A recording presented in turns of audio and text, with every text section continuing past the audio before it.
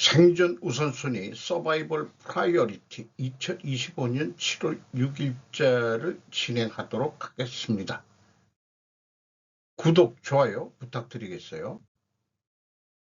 편집 내용입니다. 오늘 요거는 보여드리는 것만 하고 그냥 넘어가고요. 개별로 또 진행하겠습니다. 이념, 이데올로기 대립 갈등은 이제 사라질 것이다. 쭉 생존 우선순위 뉴스를 진행하면서 세상 돌아가는 거를 봤을 때 이런 생각이 좀 들더라고요. 그래서 그것을 갈등 대립 구조도로 갈등 대립 해소를 하기 위한 이 도구인데 이것을 이렇게 표현해 봤습니다. 국익 목표 성취를 위하여는 반드시 자국 산업을 보호해야 한다. 자국 산업을 보호하기 위하여는 반드시 관세 협상으로 의사결정을 해야 한다. 왜냐하면이라고 좀 설명을 해야 됩니다. 쭉 이걸 미국의 입장이라면 그건 생략하고요. 한편 국익 목표를 성취하기 위하여는 안보를 위한 동맹을 강화해야 한다. 안보를 위한 동맹을 강화하기 위하여는 이념으로 반드시 의사결정을 해야 한다. 반드시 이념으로 의사결정을 해야 된다. 반드시라고 must를 넣어야죠.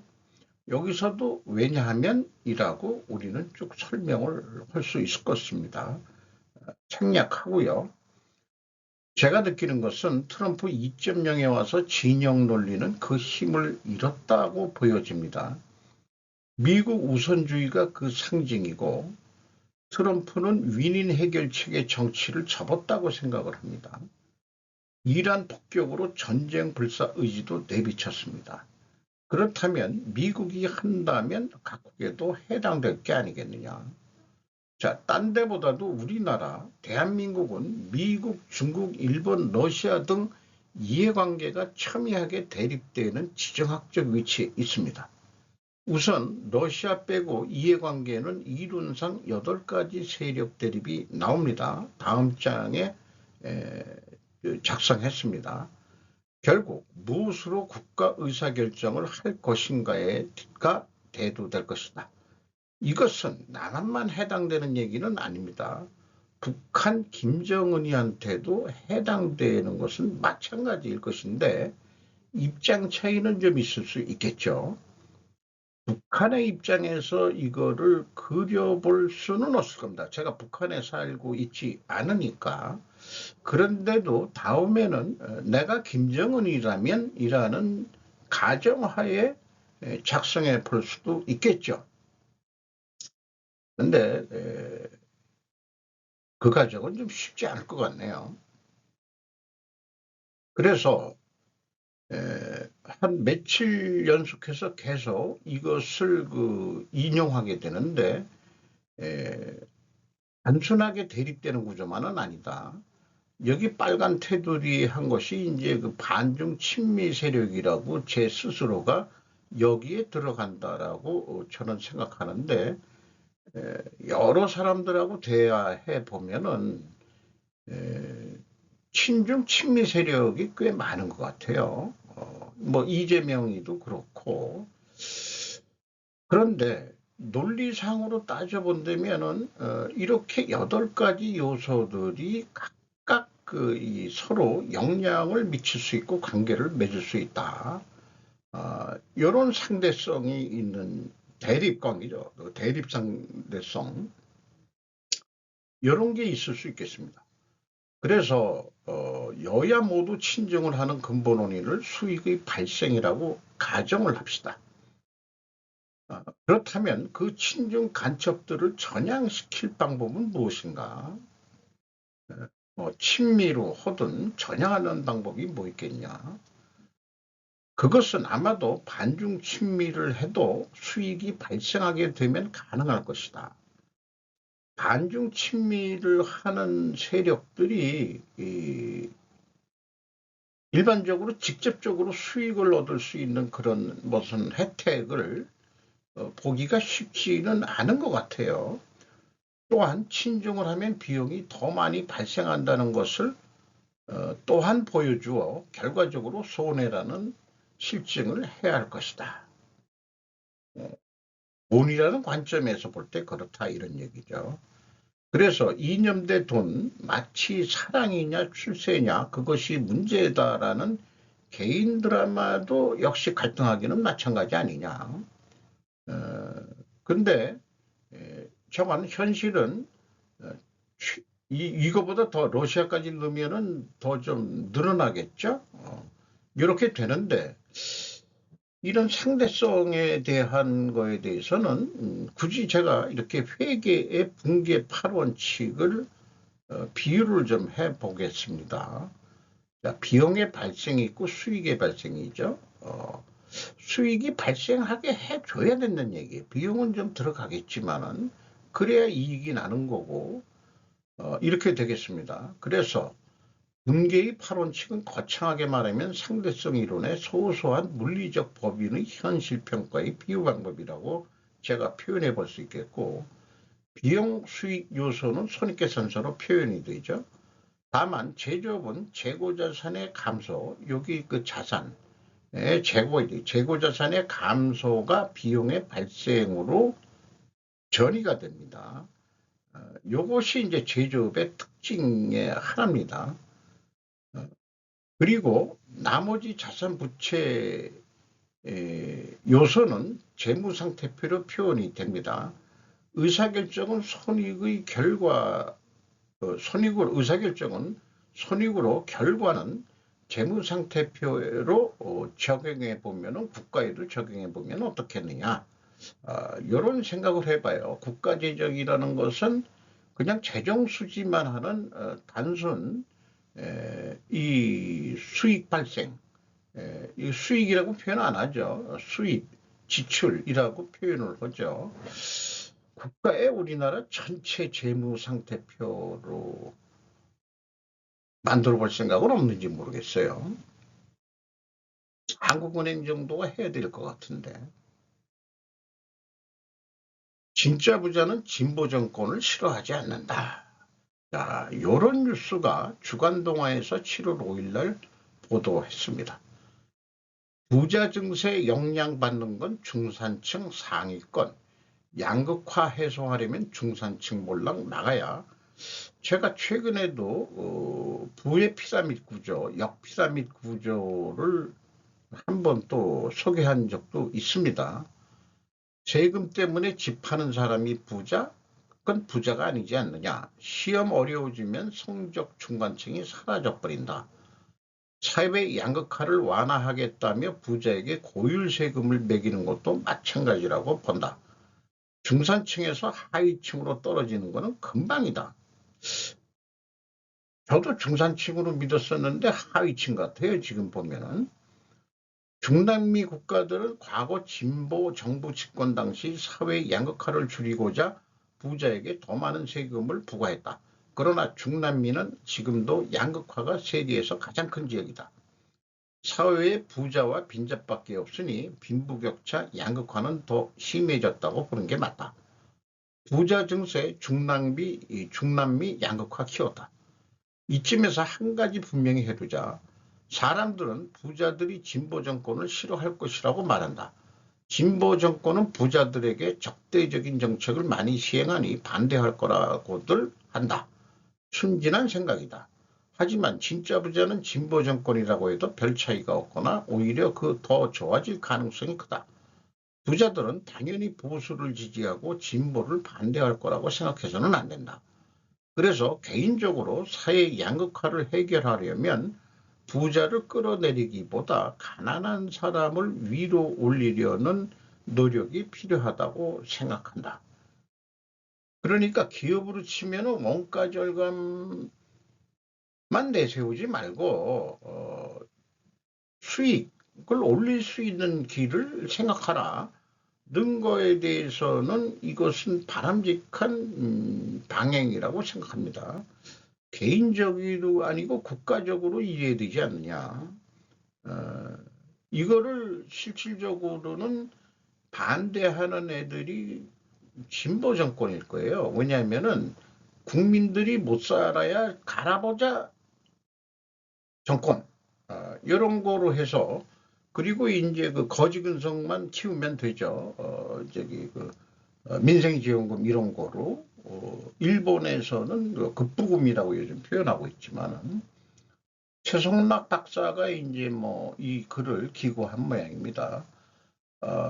2021년 투자로 50억 자산을 만드는데 퇴직해서 지금 먼 거로 살고 있다. 유유작작하게 살고 있다. 이렇게 표현하고 있습니다.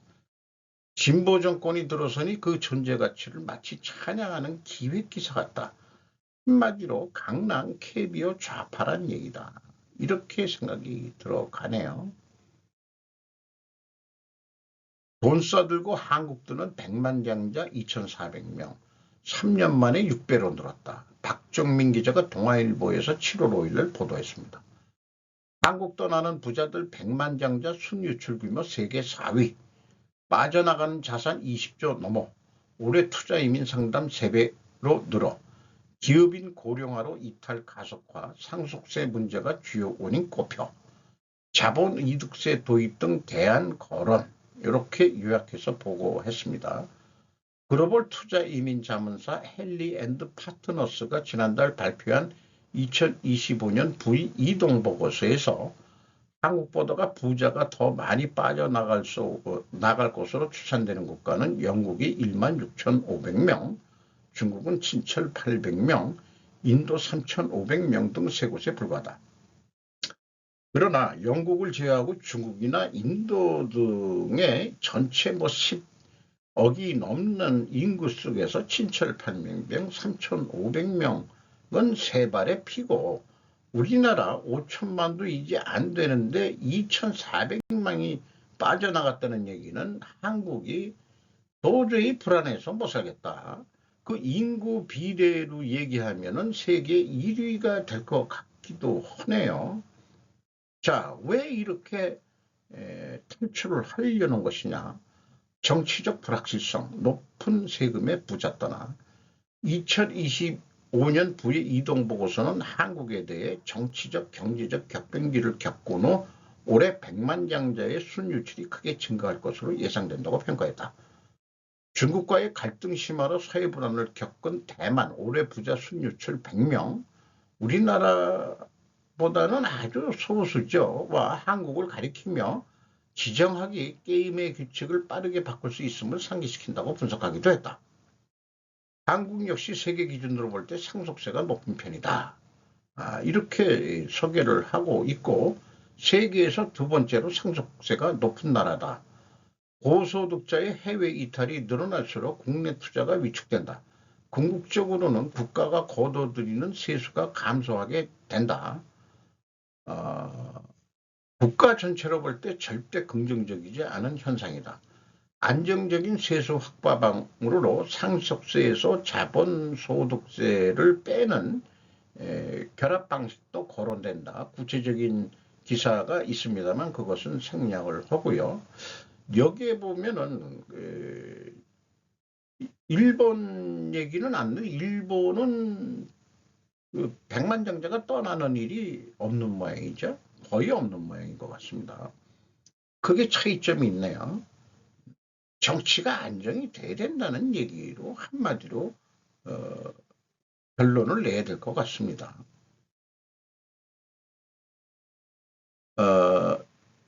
신청에 의한 지급 방법이 구걸하는 기분을 느끼게 한다. 일본은 이만행 급복은 과연 어떤 형태로 지급할까? 한국처럼 할 것 같지는 않다. 현금으로 줄 것 같기도 하다. 죄송합니다. 행안부 1.2조 원 규모 소비 쿠폰 7월 21일부터 지급. 최정석 기자가 조선비자에서 7월 5일 날 보도했습니다. 7월 21일에서 9월 12일까지 1차 쿠폰을 발급하는데 또 9월 22일부터 10월 30일까지 2차 쿠폰을 발급을 한다. 그래서 전체 이 추가 예산은 31.8천억 규모인데 제2차 추경 경정 예산 중 12조 1천억 원을 민생회복 자금에 쓴다. 이런 얘기죠. 12조 원을 쓴다. 한마디로 1차 쿠폰 신청을 해야 되는 거로 돼 있어요. 7월 21일 오전 9시부터 9월 12일 오후 6시까지다. 하는 방법은 지급 방법은 신용, 체크카드, 선불카드, 지역사랑 상품권 중 원하는 걸 선택하면 된다. 신용카드로 지급받고 싶다면 개인이 이용 중인 카드사 온라인 서비스를 이용하거나 은행 지점을 방문하면 된다. 선불카드 지역사랑 상품권 형태로 소비 쿠폰을 받고 싶다면 6월 18일 기준 거주 중인 주소지 관할 지자체 동사무소 등을 방문하면 된다.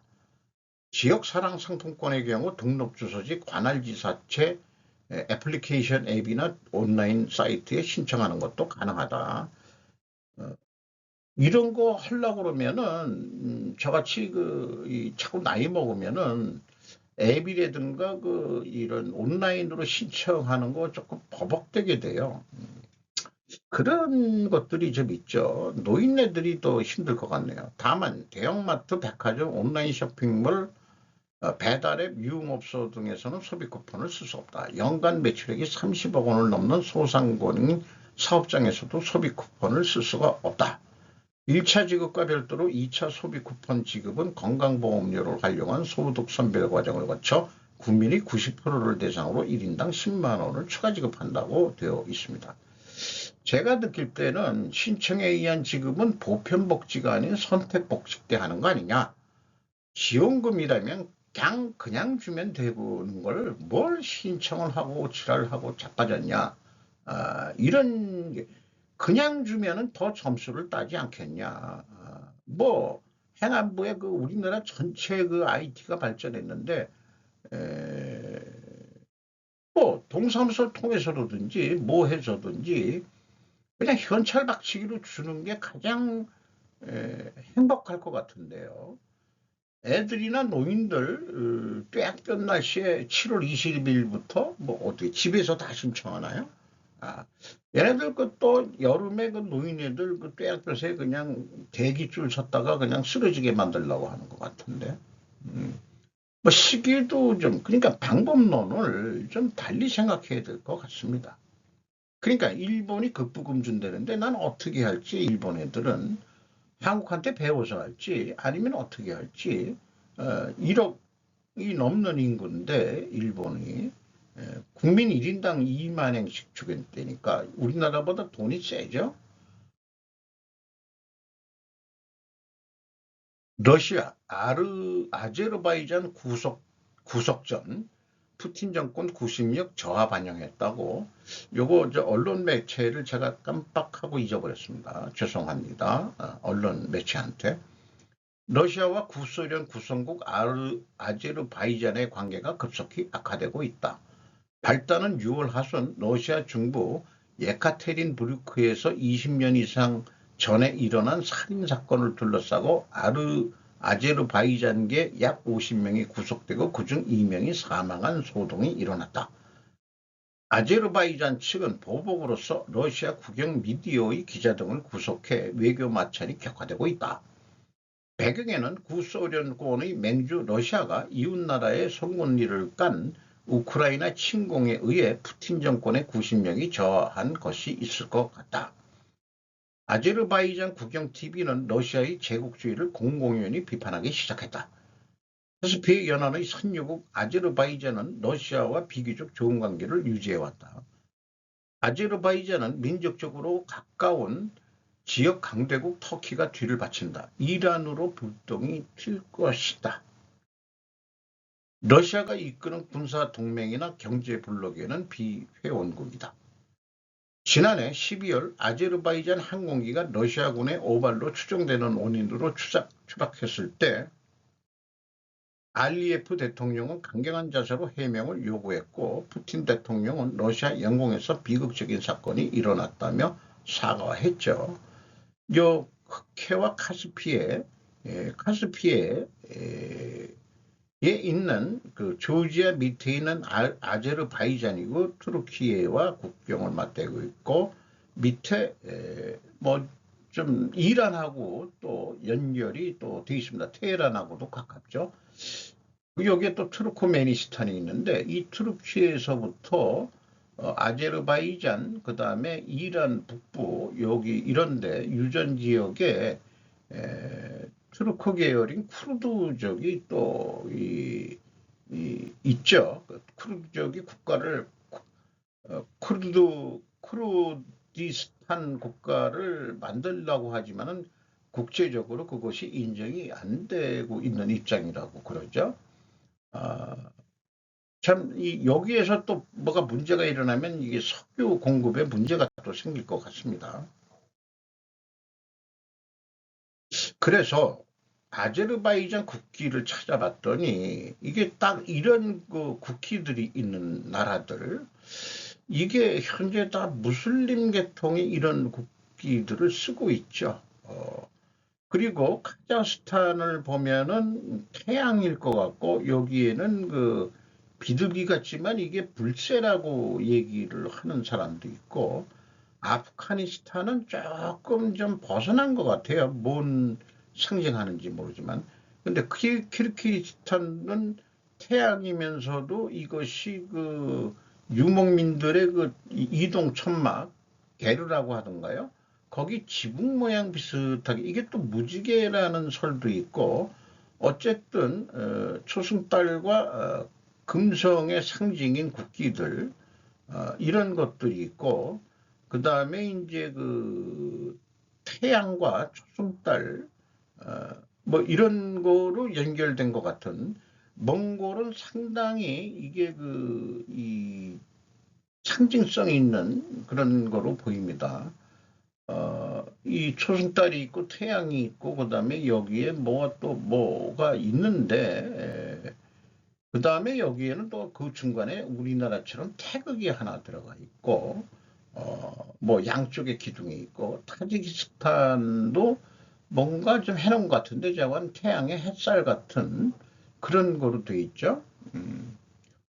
느낌 같은 느낌으로 우리는 무슬림이 아니지만은 일본이 초승달로 비유한다면 우리는 금성에 해당한다.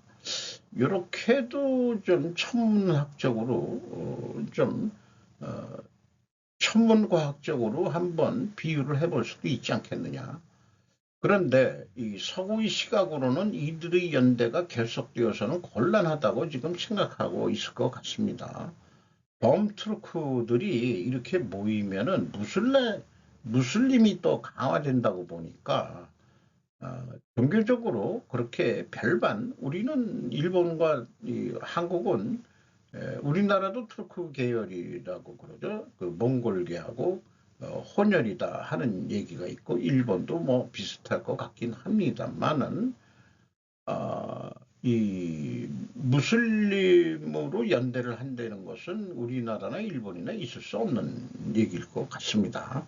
어쨌든 이것까지 생각을 하게 되네요. 아제르바이잔에 그 러시아하고 문제가 터졌으니까.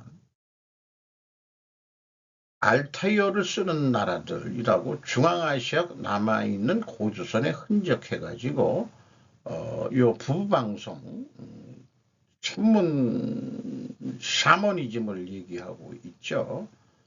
유라시아 유목국가들 해가지고 제가 아까 그 국기들로 이렇게 했는데 이게 유목국가들이 뭔가 그 고대에는 통용되는 게 있었다 이렇게 돼 있습니다. 카자흐스탄은 이슬람이 약하다고 하는 거 소개하고 있고 쭉 뭐 이거 다 일일이 안 읽겠습니다만은 카자흐스탄도 내부적으로는 그 주수라고 삼주수가 있는데 우리나라 고조선도 삼안으로 이루어졌죠. 조센이라고도 불립니다. 금나라는 내부적으로 세 개로 쪼개서 조센이라고 있고 카자흐스탄 내에 그 성씨로 그 부족 중에 케레이 카라스케이라는 게 케레이인데 발해 유민 우로 보인답니다. 카라는 검은 뜻이고 검은 독수리라는 뜻이 되어 있습니다. 그 한겨레 신문에 그 결해라는 게 케레이인데 까마귀라는 뜻을 가지고 있다고 하네요. 이런 국가들이 왕년에 위구르 제국과 타타르 제국을 만들었었다. 며칠 전에 그 타타르의 멍에라고도 제가 소개를 했죠. 태백은 한국 고유어로 산이다. 12한국 존재했었다. 12부족들의 명칭이 아직도 현재 유라시아를 보면은 남아있다고 얘기를 하고 있습니다. 흥미로운 고대사 이야기 우리의 정체성을 찾아서 요거는 그냥 읽어보시는 거로 해주시면 감사하겠고요. 어저께인가 그저께 제가 크림, 타타르족은 평화협정으로 조국이 러시아에 양도될 것을 우려한다. 그러니까 우크라이나까지 들어가 있다는 거예요. 타타르족이 크림반도에도 많이 살았었는데 그래서 이게 혼혈이 됐겠지만은 검은 머리에 동양색이 좀 껴있는 그런 건데 이 27세의 그 여성분이 러시아한테 2년 정도 구금돼 있다가 무슨 포로 교환 때 교환해서 우크라이나로 다시 와서 이렇게 돼 있는데 이 타타르 뭐 이런 것들이 다 아까 앞에서 얘기했듯이 다 종족적으로 유목적으로서 다 유사한 사람들이다 이런 얘기들이 되겠습니다.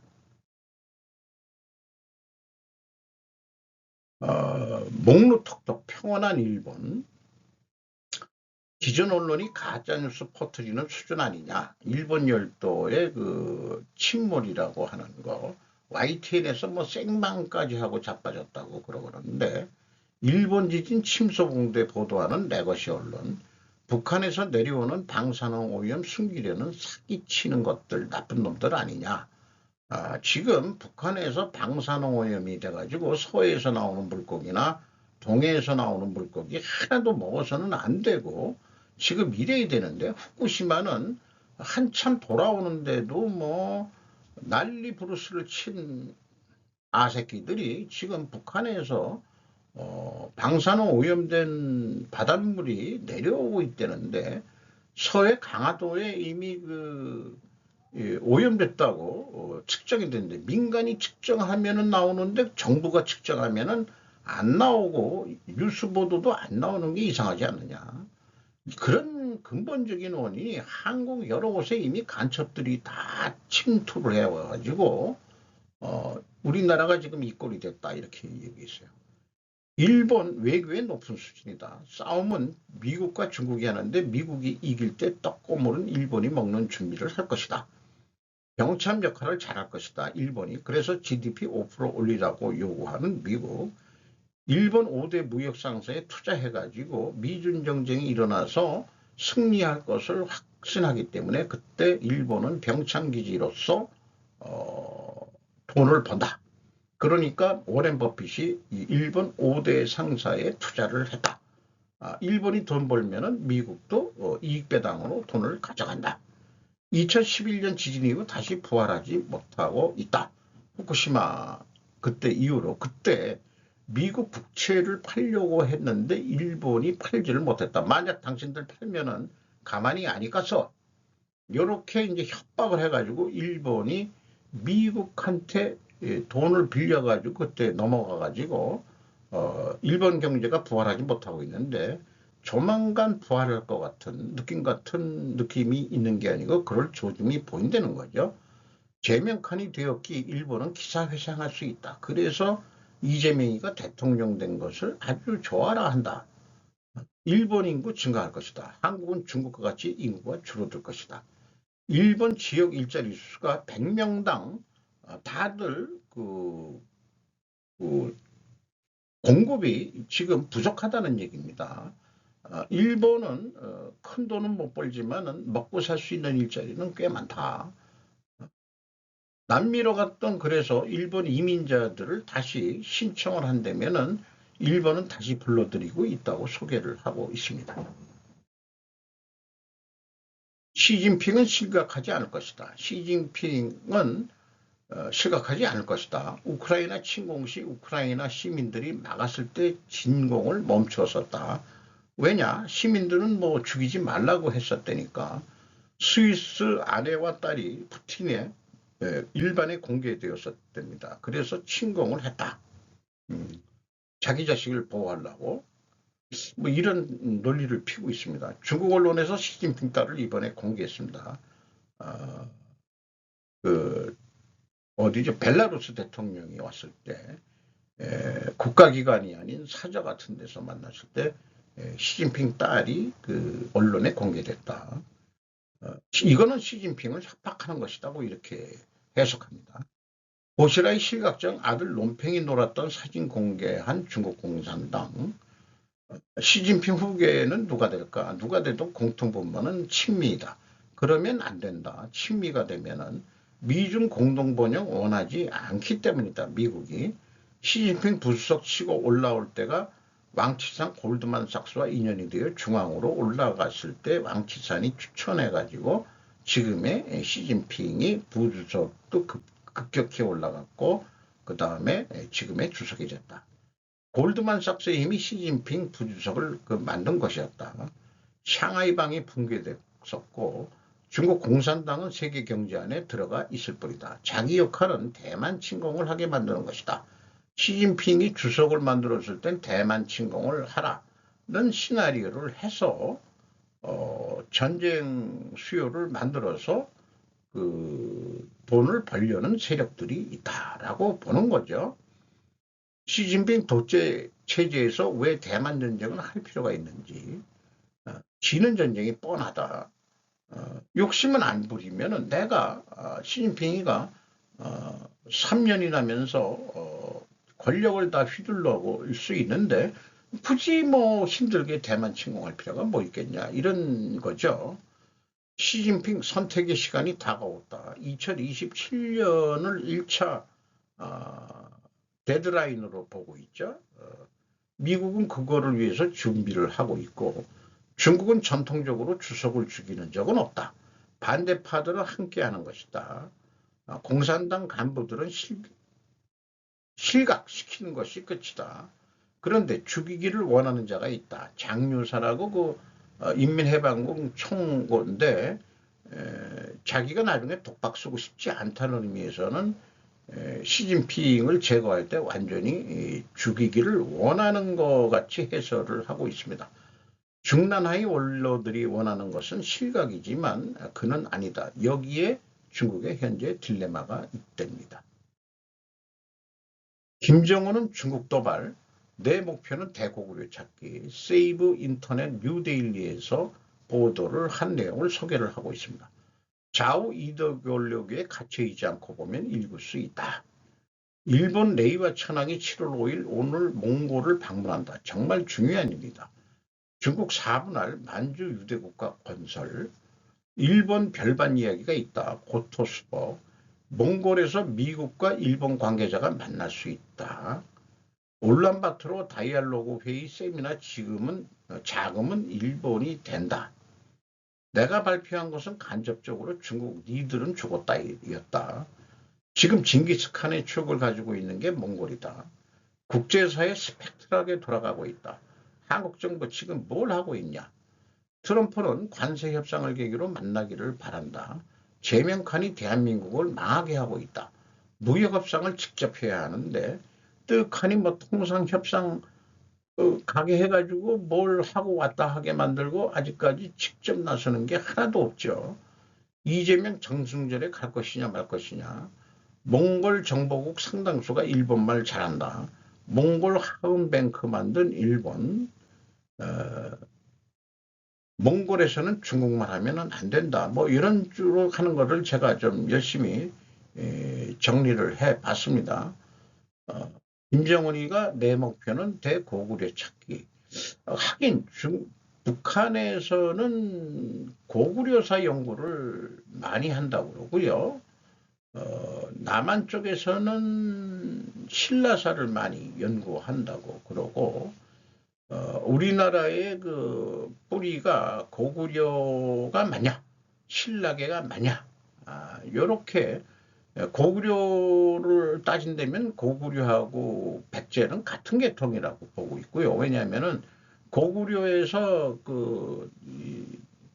떠나와 가지고 저 한성 쪽에 지금 도착해서 그 백제를 만들기 시작한 거고, 신라는 저 동쪽으로 해가지고 내려온 부족들이라고 그렇게들 우리는 고대사 쪽으로 배운 적이 있죠. 나루이또 일본 천황 몽골 국빈 방문 뉴스 20일에서 6월 26일 날 한 것을 찾았습니다.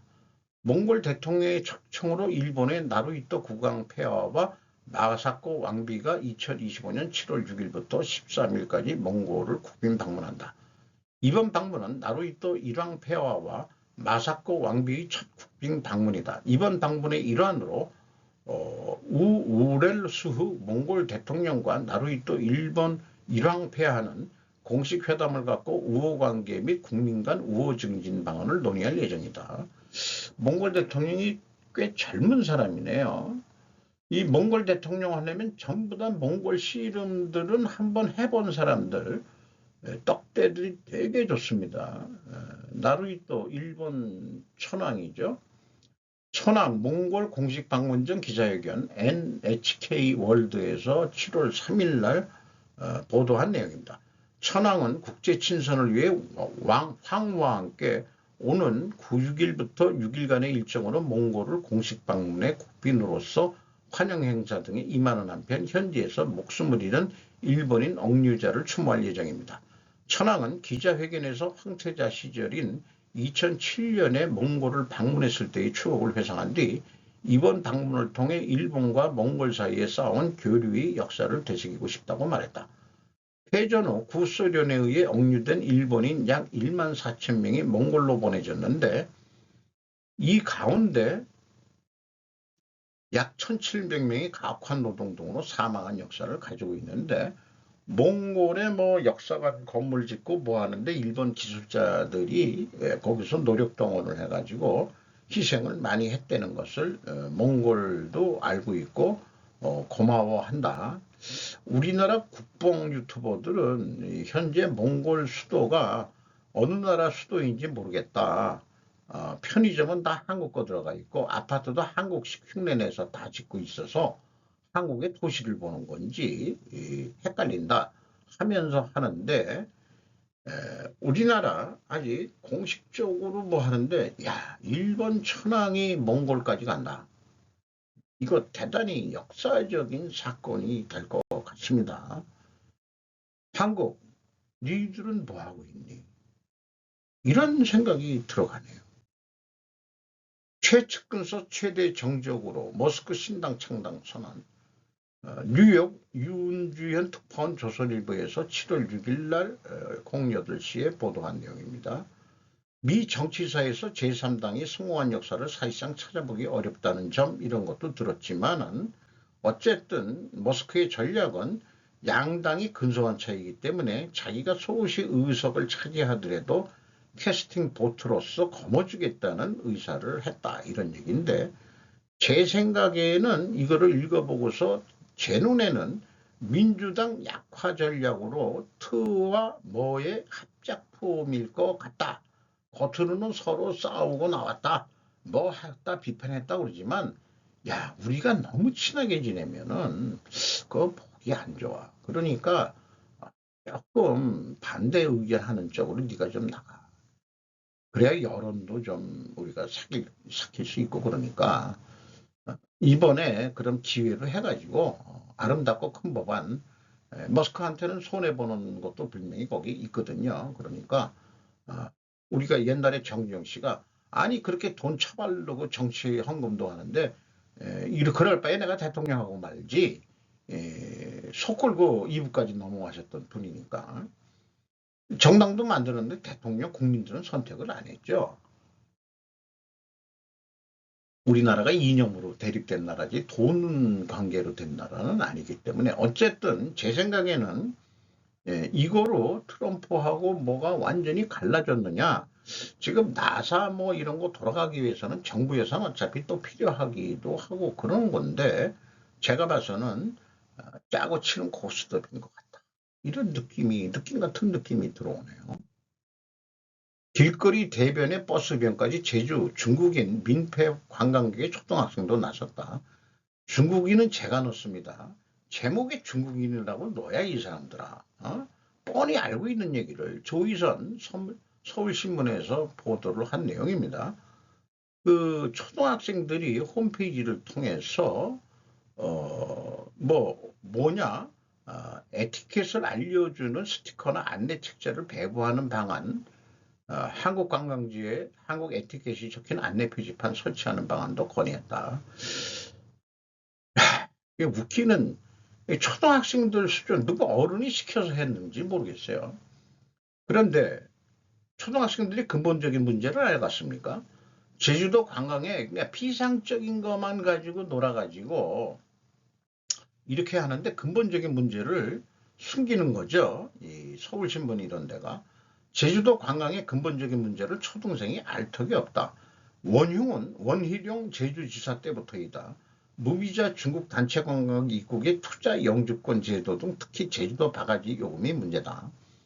한국은 지방자치를 없애야 한다. 제주 해군 기지가 무방비 상태로 노출된다. 제주도에는 중국인 부동산 투자가 밝혀져야 하고 상호주의가 아니므로 강제로 폐기해야 한다.